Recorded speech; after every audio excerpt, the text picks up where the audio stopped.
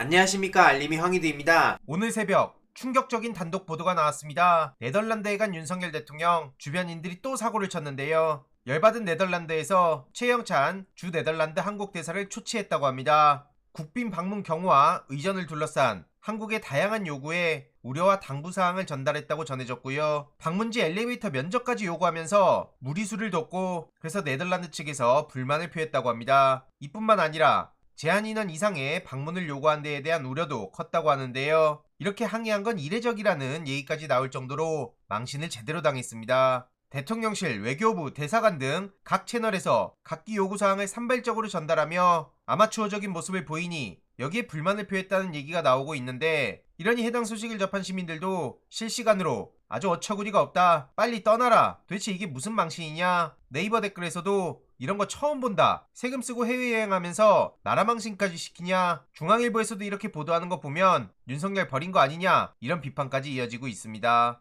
이런 와중에 네덜란드에 가서 국내 정치에 또 기가 막히게 개입하는데요. 국빈 방문 중에도 김기현 대표한테 직접 연락해서 내년 총선에 출마하지 말라고 했다고 합니다. 이러니 네이버 댓글에서도 당무에 개입 안 한다고 해놓고 대놓고 당무 개입하면서 토사구팽하냐, 지금 장난치냐, 이런 반응들이 이어지고 있고요. 지금 기사를 보면 김기현 대표가 결국 윤석열의 경로를 불렀다, 그러더니 친윤의 찐윤이란 얘기까지 나옵니다. 그런데 이런 상황, 이때가 생각나지 않습니까? 친박에, 진박에, 중박에, 망박에, 비박에, 이때랑 뭐가 달라졌나 싶습니다. 이명박근혜는 물론이고 이승만까지 띄우는 사람한테 뭘 바랄까요? 아무튼 윤석열 주변에 있던 사람들도 죄다 손절당하고, 이러니 국힘 내부에서도 부글부글하고 있다는 얘기가 나오고 있고요. 어제 이재명 대표는 대통령이 만남을 하지 않으니 대통령실, 이관섭 정책실장, 한호섭 정무수석을 만나 예산안에 대해서 중요한 메시지를 전달했습니다. 제발 국회 좀 존중해달라, 이와 관련한 중요한 발언 주위에도 널리 알려주시길 바랍니다.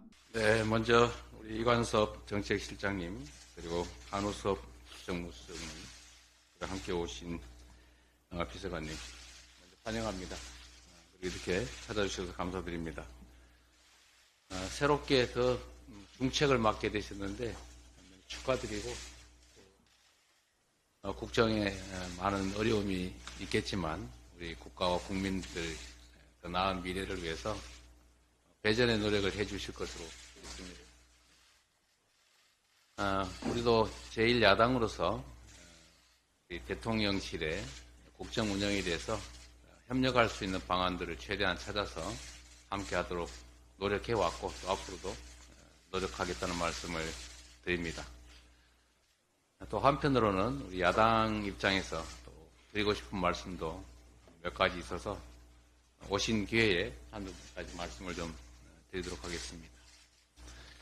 아시는 것처럼 우리 국민들의 삶이 민생이나 경제 여러 측면에서 매우 힘들다는 거 공감하실 것 같습니다. 그리고 또 한편으로는 외부적 상황도 어렵기도 하지만, 또 한편으로는 우리 국민들께서 여러 가지 불편함과 불안함을 느끼고 있다는 점도 좀 생각해 주시기를 부탁드립니다. 지금이 또 한편 예산 국면이기도 한데, 예산안에 대해서 정부 측에서도 어려움이 많겠지만 우리 야당 입장에서 보면 여러 가지 측면에서 좀 아쉬운 점들이 있다는 말씀을 좀 드립니다.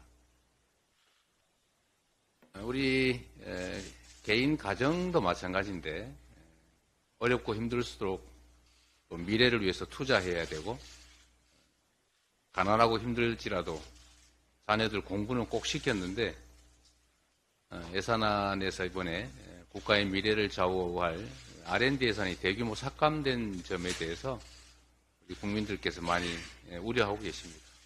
야당의 입장도 또 같다는 말씀을 드립니다.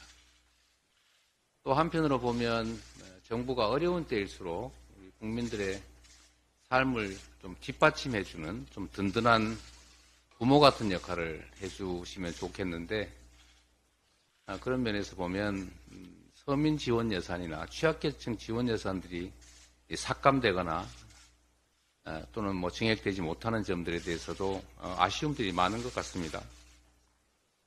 그 중에 하나가 예를 들면 골목상권이나 자영업자 지원에 필요한 지역화폐 예산 같은 것인데 좀 더 각별한 고려를 해주시면 좋겠다는 생각이 듭니다. 아마 이번 예산 국면에서도 중요한 쟁점 중에 하나 아닌가 싶습니다.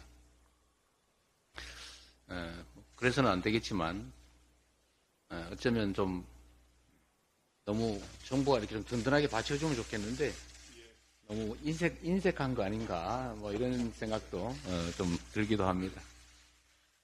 이번 예산 타결은 결국 지금 용산의 입장이 대통령실의 입장이 가장 중요할 텐데 우리 야당의 입장이나 국민들의 이런 인식에 대해서도 좀 각별한 관심을 가져주시기를 부탁드립니다.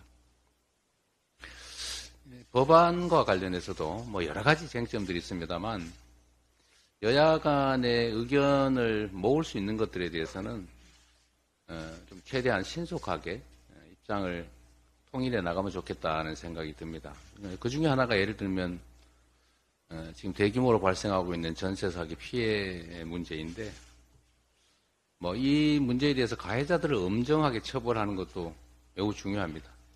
근데 거기에 더해서 현장의 피해자들이 지금 당장 앞길이 막막하기 때문에 좀 선지원하고 국가가 후에 보상하는 그런 방식의 전세 피해자 특별법 개정도 이미 6개월 단위로 개정하기로 합의를 해놨었기 때문에 실질적인 진척이 좀 있었으면 좋겠다 이 말씀을 좀 드리고요.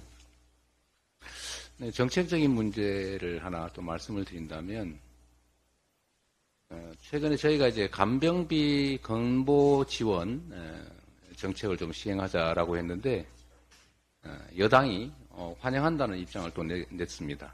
이렇게 입장이 좀 통일되는 부분들은 신속하게 정책으로 입안돼서 집행될 수 있게 좀 정부에서 관심 가져주시면 좋겠다는 생각을 가지고 있습니다. 얼마 전에 금감원인가 거기에서도 불법 사채, 고리 사채를 무효하자 뭐 이런 말씀을 하셨던 것 같아요. 그건 우리 민주당이 아주 오래된 주장이기도 하고 핵심 정책 중에 하나인데 이런 의견이 일치되는 부분들에 대해서는 여야 정책협의회 같은 것을 좀 구성을 해서 신속하게 현장에서 집행될 수 있게 정부 측에서도 좀 관심을 좀 기울여 주시기를 부탁드립니다. 드릴 말씀은 엄청나게 많은데 이 정도만 하고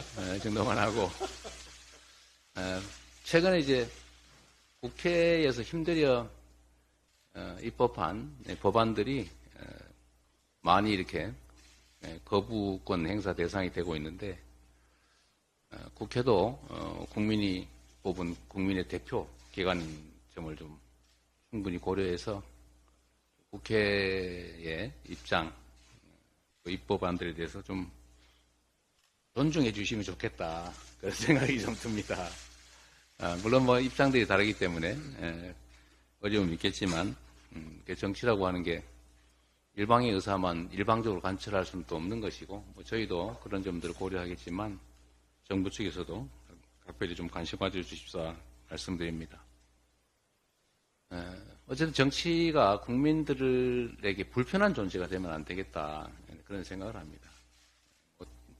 대통령실도 당연히 노력하고 계실 것이고 또 뭐 나름의 성과들도 있겠지만 좀 부족하다는 생각을 저희가 하고 있기 때문에 가능한 방법을 좀 찾아서 국민들이 희망을 가지고 미래를 설계할 수 있도록 더 불안해지지 않도록 하는 노력들을 좀 더 해나가야 되지 않을까 그런 생각을 하고 저희도 필요한 일들에 대해서 언제든지 협력할 준비가 돼 있다는 말씀을 다시 한번 드리면서 환영합니다. 이번 내용도 유익했다면 구독, 좋아요, 알림 설정, 멤버십 가입 정말 큰 힘이 된다는 점 말씀드리고 싶습니다. 주위에 널리 공유 부탁드립니다.